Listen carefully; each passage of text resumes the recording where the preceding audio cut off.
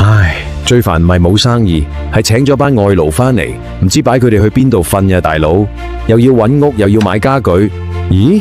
上網求其打休港語3個字，哇！咁多報紙電視訪問過佢㗎。做我哋呢行最緊要有乜嘢啊？認受性啊嘛。成行成市，得佢做到咁大嘅傳媒報道，呢啲先叫信心保證。你諗住淨係租張床？錯啦！佢哋由外勞入住嘅第一日到平時嘅管理、執仔、調解，乜都包晒。最正係連鄰里關係都幫你搞掂呀！樓下管理處投訴嘈，休港語有人即刻幫你拆彈，唔使我煩，我淨係專心揾錢就得。休港語，休港賢才，連招聘外勞都同你安排埋，一條龍服務，真係專業可靠。想學我咁日日安心等收錢，自己上 Google 睇下啲新聞訪問啦。休港語，休港賢才，絕對係你嘅信心保證。